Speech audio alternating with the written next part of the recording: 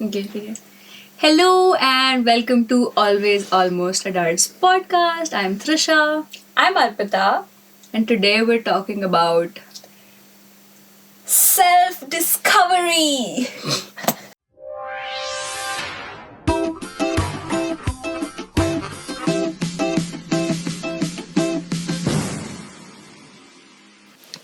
So, when I first came to college, and this memory is extremely vivid in my head, I needed a lot of time alone. And also, we all live in a PG, so my room was the prime hangout spot. It was like a tradition that we were following, where we would go have dinner at around 8:30, and then come back and hang out in my room. And then after a point, I would just be like, okay, get out now. And all of my friends, including you, would get super offended because you used to think that, oh, we don't have any work. Why are we getting kicked out of the room? And they used to think that I basically hate them. But the reality was just that I wanted some time on my own. Because, like, from a very young age, I have resorted to journaling and spending time alone to just sort of have an idea of what my thoughts look like and what I'm just generally doing with myself. And that was coming from a place of not having a lot of people to talk to, because as a teenager I was really like lonely. And I just needed an outlet to figure out who I am, and that was my first taste of self discovery. what do we mean by self discovery. I think how I would describe it is a very dynamic and a very empowering process. And I consider it to have started it for it to have started for me around when I was a teenager. When you're sort of trying to figure out what you think about things, what your relationship with your parents and your siblings looks like, what your friendships look like, and for a lot of people, I'm sure it's about trying to understand their sexual orientation as well, and a lot of other factors. But these are just a few, and I feel like your 20s are when the self discovery process should be in full swing, because this is when your brain is literally developing and your personality and your perception of the world should also be. Plus, I also think that if it doesn't happen in your 20s, it sort of transcends self discovery and sort of becomes a midlife crisis. Yeah. Like, you should have a brief idea about who you are and what you're like in your 20s. And I think that's what self discovery is. What are your major revelations from self discovery? What do you know about yourself? How do you go about it? So I don't think there are like major events that I can remember and be like, oh, this is where I sort of found this about myself and this is how I categorized myself. It's like little moments throughout where I have built and rebuilt and then deconstructed my own narrative of myself, and it's affected by like a lot of factors around me. My parents in the beginning, the teachers that I had at some points Oh, in yeah, time. you've been a big part of it. Yeah. Um, a lot of teachers actually challenged me in ways that I'm very, very thankful for as well. So, things like that, then obviously the different relationships that you have in life with your siblings, with your friends, etc. Which actually puts a very interesting thought in my head. So, you know how everything you are is like you give a lot of homage to the people around you, to the community that you build. Yeah. But, for example, if tomorrow Yeah. the people around you stopped feeding this idea into your head of who you are as a person, and they can do so by celebrating, the wins and patronizing the losses. If that stopped existing from tomorrow, will you still be the same person that you are today? Ooh, okay. That's a good question. So I'd say yes and no. Why I'd say no is because obviously you wouldn't be the same person, because when there's nobody telling you who you are, there's only you and your inner voice that guides you to what you think, what you believe, what you think is the right thing to do, etc. And that inner voice is right, like it's completely without any bias, without any external influence. And I think that's what comes out of introspection and self reflection that we sort of take up when we're spending time alone without anybody, right? Um, is that good? Sure, it's necessary, it's great to think what you truly think without like anybody else telling you what you want. Why I think yes, you would be the same person is because society and your community and your culture does set some norms, right? Like it sets norms, it sets standards, it sets values, morals, all of that. And without those morals, you sort of go back to who you were inherently. And who we are inherently isn't the same for everyone. There are people who are inherently sad. There are people who have inherent violent tendencies. There are people who could have sociopath or psychopath tendencies. There are inherently happy people. Anyway, so I was speaking about this with somebody who is more informed about human psychology than me, and they told me that, I mean, this though all of us know that mental disorders, just like physical, Yeah. issues, they pass on from generation to generation, and that's something called genetic predisposition, right? Where you are more prone to develop those mental disorders that probably your parents or your grandparents or anybody in your family has had. And the other way you sort of develop them is because of hard life conditions, your environment basically. Um, but that inherentness, which could either be genetic disposition, probably is, right? I Yeah. don't think we're that informed to talk about it. I do think, and I think it's universally true, does end up getting suppressed or reversed because of a proper environment, right? So, for all you know, you and I could have those tendencies, the sad tendencies, but because of a different sort of an environment, it does end up getting suppressed. And this is where I think a good social support, a good community, a good societal, Yeah. upbringing is very important. So I think the overarching theme is not to have too much alone time or too much community time. So too much alone time makes you, I think, go back to your animal roots and who you were before civilized society. That's why, like, anger and whatever, all that. And too much society times takes away from who you are yourself. And I think a healthy balance between the two is more important. But definitely, I think the way I see it, because I haven't been very into alone time. So it's just how you talked about how you, when you came to college, you were trying to balance alone time with social time, because social time was trying to invade your Yeah. personal time. Yeah. The opposite happened with me, where I've always been around, people. I've always preferred to hang out with friends, and um, I've had a pretty normal childhood that way. Uh, and for alone time in college, to accept that for me was a major, major challenge. Don't know if you remember, but there was. I remember. Okay, you remember, but there was a period in, I think, when we were very new to college, and because we live in the same accommodation, and there was a period when everybody, I had one exam left, and everybody else was done because of this thing, date sheet thing. And there was like 3 or 4 days when I was alone in the PG, and I would bawl my eyes out every single day. I hated it. I hated it.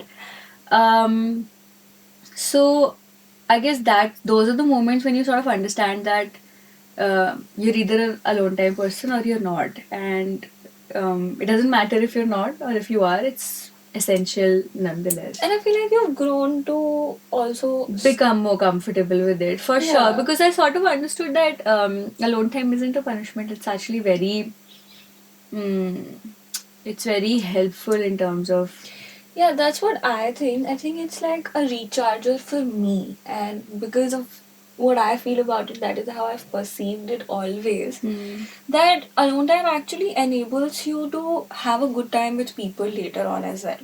My social battery gets recharged. I'm able to actually sit down and think about the things that I've talked about with people, or just instances that have happened on my day-to-day basis in life in general, and actually form my opinions about those things and understand what I support and what I don't support, which essentially helps me understand who I am as a person, discover myself as a person. Like very recently we were talking about this thing where you said that you can't be somebody who is very vocal about climate change or consumerism and overconsumption and then go ahead and join a big corporation that is actually everything you influenced. stand against. Yeah. Which was something that I thought about for days on end. Like, I actually thought about it too much. It was the one over encompassing thing in my brain for a few days, because I am like it's not a big corporation, but yeah, it's a big enough corporation that I will be joining in a few months, and I would like to believe that I think about climate change and consumption and overconsumption. I have fallen prey to it, and I am trying to change my ways, reform how I approach things like this.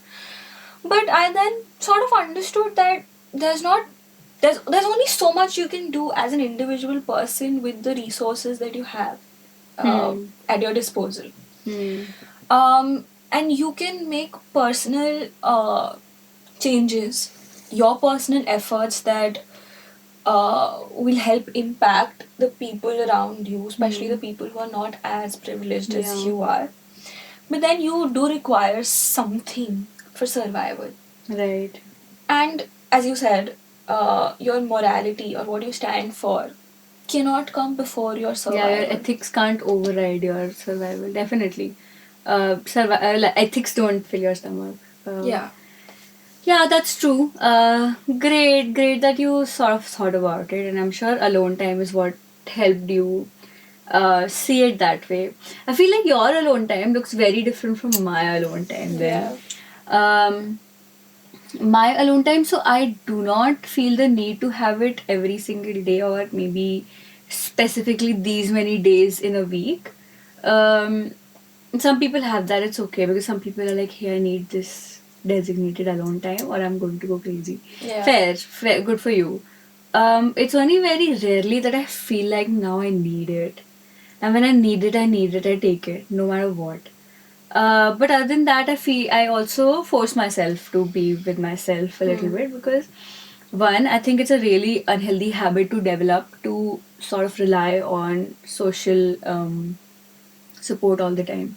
I think it's spending time with myself is also part of my own self reliance and self dependence journey, where I shouldn't need people, but I should want people in my life. Yeah. And that's been so good. That's been so empowering for me. Where I don't think I need people. Now I want people in my life.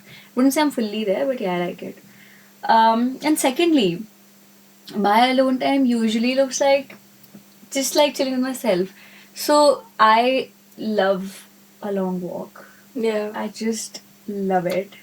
I love like an hour and a half or like an hour, because I'm also a really slow walker, but I love it. And I love my headphones. And I like the air really chilly and nobody calling me. Like, I love it. And I've had it. So I remember back in 11th and 12th grade, I would do it every single day. Like, I loved it so much. And that's when I like make up like fake scenarios in my head and just think what I'm gonna do. And there's nothing particular I'm thinking about, but like the kind of Yeah. music I listen to sort of takes me to Yeah. what I'm thinking. and And flow state. yeah, exactly. And then one thing leads you to think about another thing, and then you're just like, oh, and then you come back and you're so happy. And then you're ready to talk to people. I love that. And I feel like for the longest time I didn't recognize that as alone time. Alone time from what I saw of based on what other people who loved alone time, like you or even my sister, they would just like do their own thing, like watch something, do their laundry, do whatever they have to. And I was like, so this is what I understood is alone time. But before I met people who were into alone time, I thought it's just like a designated period in the day where they just sit and think. And I'm like, how can you do that? That's not realistic. People are doing their own thing and then thinking. That's like one aspect of it. when Yeah, sit down sometimes with you your just want to shut up thoughts. and do things, right? Yeah. Sometimes you don't want to speak. Yeah, sometimes I just want to Netflix. Yeah, and I also remember you wanted to give more time to like art because Yeah. you felt like because your alone time was taken away from you, that art was also you also that this distance between you and your hobbies. Yeah. And alone time is great for hobbies. The thing with me is my hobbies are also people oriented. Like what? Like my hobbies will always involve people. Like my biggest hobby is to go out. And I don't go out alone. I try to. I have a couple times. I haven't had the most fun.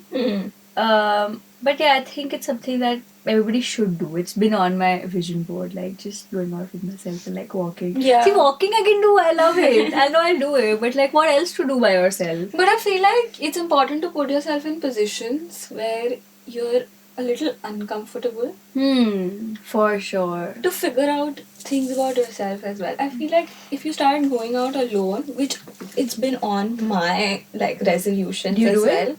Not really. I have made a lot of plans to do it. I did it a lot in Bangalore when I was alone. What happens here is that there are so many people that you have to catch up with and hang out with that every time I'm like supposed to go out, I think it's better to just go out with somebody, And with to a friend. kill two birds with Yeah. one stone. Yeah, Yeah. I get that. But it's in my New Year resolution. We are very big vision board people, by the way. Yeah. Like It works. It's a It religion works. for us. Yeah, it's for me. works. It's for me too, dude. Like the first vision board I made was insanely accurate. Same. Like it just happened. I So how loved it. I like to make my vision board is that there are some long term goals, right? They're also a little ambiguous. Like Yeah. let's say you want a job. You would just be like job, right? You wouldn't be like job here. So there are like some ambiguous goals, long term goals, thora lamba. And there are short term goals which you know you can do. Like I want to go here. I want to go for I wanted to go for a jazz gig in my current thing. And I went for one. Yeah. And I started doing this thing where every time I have like this like long rhinestone Yeah. sticker sheet. Yeah. And I put a rhinestone Oh. every time I finish something. And That's that's so amazing. motivating, dude. It's so motivating because you want to see like a vision board full of rhinestones and shiny. And it keeps like reflecting in your eyes so you think about it more. And the short term goals I think are also important to put in your vision board because Definitely. you see things coming together. It's like subconsciously motivating you. It's so good. Yeah. It's so good. I feel like vision boards work for me most efficiently when I'm breaking down a huge goal into like smaller Smaller. actionable tasks.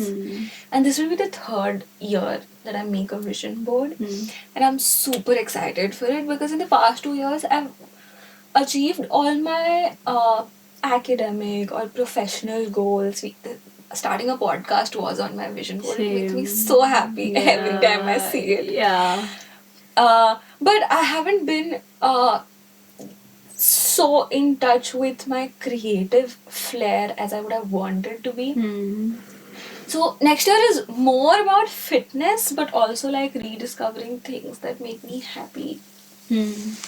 And like just reconnecting with my hobbies again. And as you mentioned, a lot of my hobbies are very like alone time oriented. I love reading. At least I hope I still do. I haven't been able to read a lot in the Been a past while. 2 years.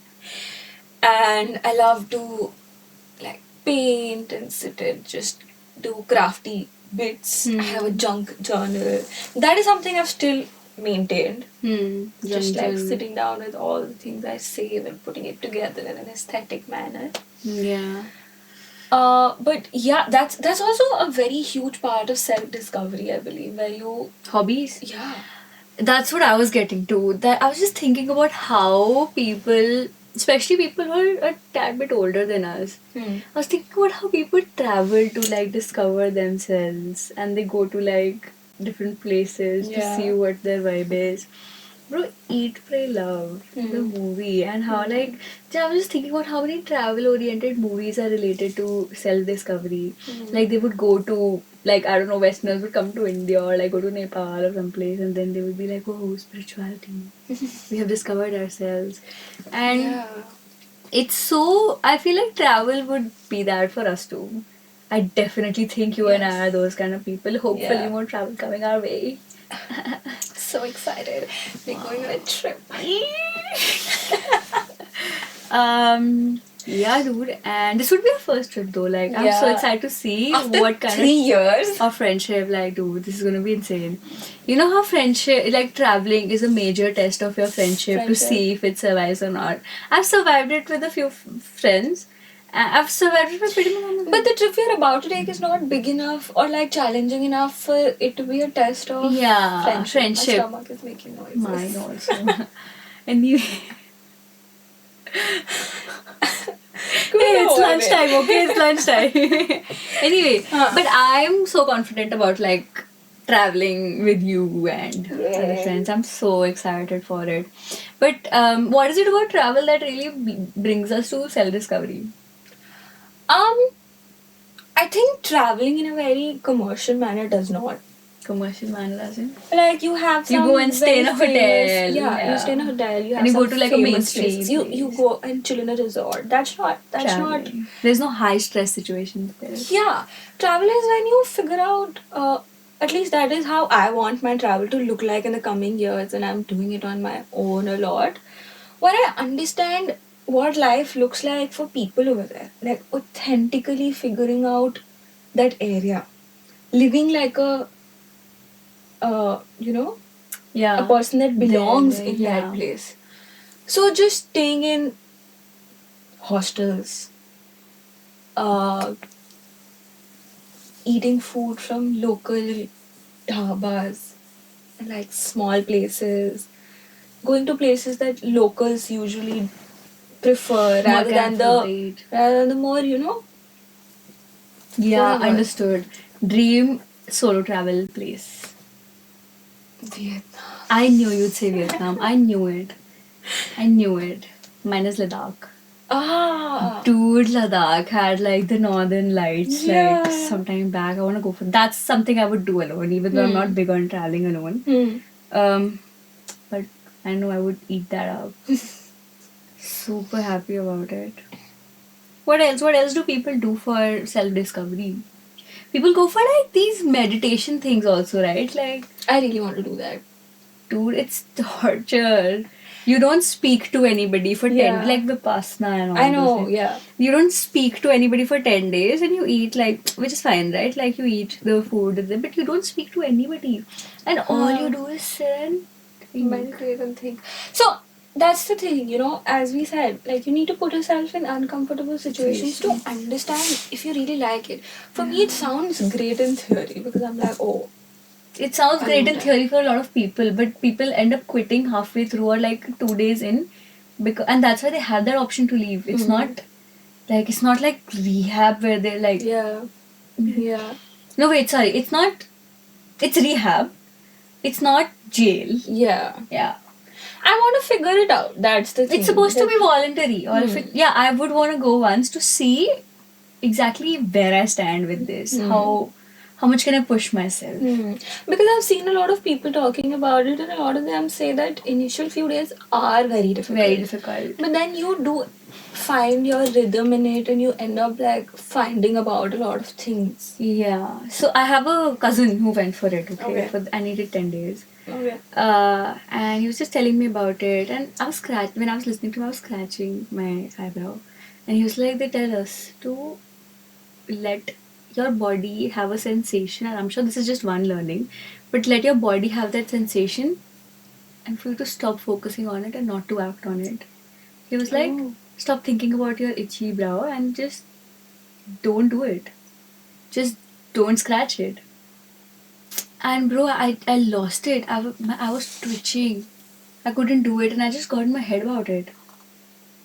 And those are the kind of things they like. You scratch your brow, you don't even think about it. You're just Yeah. scratching. If it's red, you think about it, Yeah. right? But this is insane.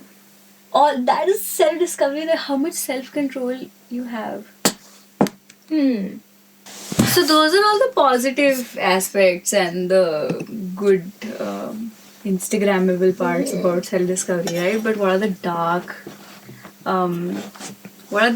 Self-discovery isn't always going to be great. It's not always empowering. You always find out some really dark, nasty, bad things about you. I do at least. Yeah, definitely. I mean, none of us are all flowers in sunshine. Yeah. What are some bad things that you discover about not just yourself, but like what do people really discover about themselves that they might not be comfortable with, that might be really unsettling? How do people cope with that? How do you cope with that?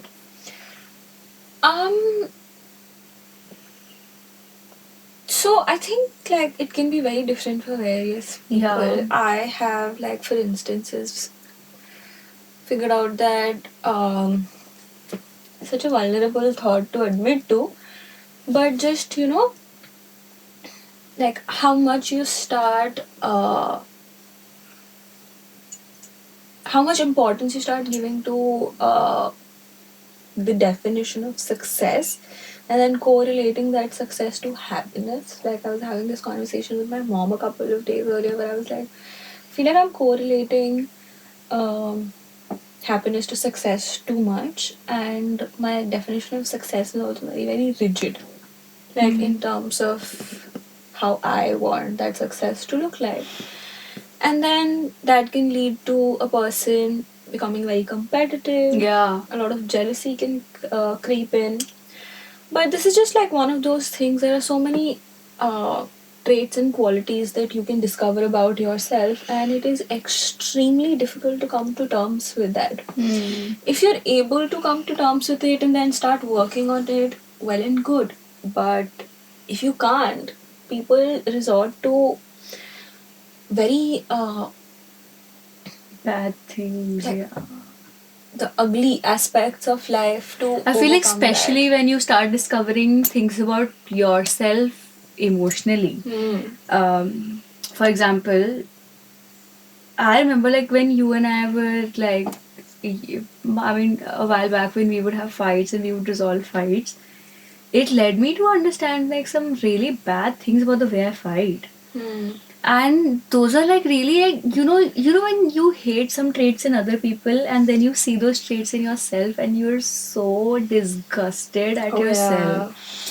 And to accept that you're like that is so hard.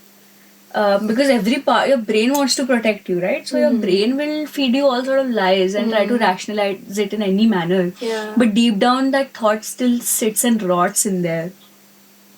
And you don't want to be like that. If you think you are being rude to somebody, but you hate rude people, you will feel so bad about it. And then you really want it to go away, but it doesn't go away like that. It takes a Yeah. lot of work. I think those are the worst parts about self-discovery. But other than that, also from what I've heard of people, finding out like things about their family, things about their friends, or have their false perception being broken. All of that takes a really major toll on people, and I think it can lead you to find some sort of an escape in bad things. Yeah. Substances. Substance abuse is definitely on the list. It's um, easily accessible. Very And cheaply accessible as well. for sure. And secondly, yeah, I don't know where this perception came from, but I don't know how that problem to drugs equation came into being. Who did Yeah. that? I feel like it's just the fact that people enjoy not thinking about their real thoughts for some time, hmm, and it helps you just zone out. from the Numb it, thoughts yeah. that will be troubling you mostly at that time. And I think this is one of the major parts of growing up that makes it so difficult. With substances, I also think that okay, you have a problem in your life. Okay, Yeah. first off, everybody has a problem in their life. Why is everybody not resorting to drugs? Because I think the major component missing in people who are not abusing drugs is that they refuse to build that habit. Okay, there are a lot of people who do drugs but never build a habit out of it or try to associate it to stress or other negative emotions that they're feeling. Once that habit settles in, it's so hard to get out of it, and that's something that Definitely. leads you to the path of addiction. Definitely. Then you feel like it's justified. Shit is happening in my life, and this shit keeps happening in my life. It's repetitive, right? So every time it happens, I will resort to drugs, and or any sort of substance you could be abusing and abusing. Will it be something that you will accept in like your in the people that are close to you? Like a lot of times I've heard people give this opinion that I understand that you're resorting to drugs considering how difficult the situation is in and around us. So is that something that you would do? So that's where I think the line between use, misuse, and abuse of substances needs to be drawn. I feel like anybody close to me is abusing drugs. And I think the major factor that really is going to make me cut them off is that they're unwilling to take help. Right, so if you want to seek help from substances, then it's not something I can help you with. If you are temporarily relying on it, or if I know that you will bounce back, you know who will and who will not, or at least you want to give them that sort of space to be like, hey, I know you will bounce back. But after a point, you know if they're going to bounce back or not. Issue is that your close proximity, like your close circle, if somebody is abusing substances, it really affects you. It affects you so much because their lifestyle changes, your interaction with them changes. Things are not the same, and it takes a toll on you. And that is something I do not think I will be. God forbid I have to be in a situation like that. I don't think that is a situation that I will be putting myself in because I am very, very influenced by my circle. And that's why I like to keep my circle clean. Yeah. My close circle, at least. So, yeah, I know a lot of people do say that, yes, I understand this is why you're abusing drugs, but I don't think it's something you should be giving social acceptability to. A lot of friends, like good friends, do it. They discourage behavior like this, and just for that, to not get that or to seek the approval of your friends, you stop doing it. A lot of bad things generally, or just like positive peer pressure, right? Right, like you join the gym because your friend joined the gym, or that is positive peer pressure. I think It happens a lot in your 20s with like, I don't know about men, but in like women's circles, good influence is very, very prevalent. I'm sure it's there for all friendships. Good influence and just like good peer pressure, I think is very, very important. Would you accept that about a friend? It's a very difficult question that I have struggled to answer for a very long amount of time, and I feel very guilty giving up on a friend like that. Because they're already in a bad place, and then you don't want to like push them down Exacerbate harder. it. Yeah. So I have like it's it places me in a very difficult position. But like I would constantly try to push them in the other direction, but I don't think I will have it in myself to give up on a friendship like that. If they start distancing themselves, like I will try initially, of course, but if that person wants to not stay friends and is like falling into it so much that they cannot maintain their relationships, then it's not in my hands anymore. But I would like at least try. Yeah, everybody would try, I think. Yeah. Hoping that it ends, but sometimes it just doesn't, and it's simply not worth it for you to get trapped in a cycle because of them, I definitely won't be as close to them. as you used to be. Like as you mentioned, and I believe that too, the people that you're closest to have a great influence in your life. And the reason for a particular person's drug abuse could be very, very different from yours, but you don't want to fall into a situation like that for yourself.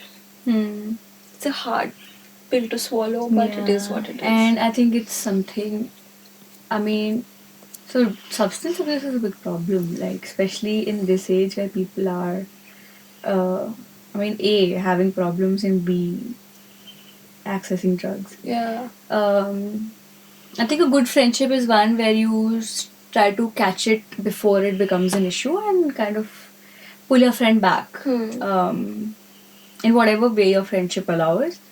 But stay safe. Right. That was heavy. The bit was heavy, yeah. But it's all just part of growing up, part of figuring it out, which is what this podcast is all about. Figuring shit out in your 20s. Yep. And we hope you liked that episode. We're going to end it on a heavy note, but we really hope it gives you something to think about, and it hopefully urges you to step on your own path of self-discovery. Because Whatever that looks we're like for certainly you. on. Yeah, whatever that looks like for you. Great. Go make your vision boards. Go on that solo trip. Go discover that cafe on your own. Sit down with your thoughts. Or don't. Yeah. Who are we to tell anybody Yeah. anything? That's it for today. See you in the next one. Bye-bye. Bye.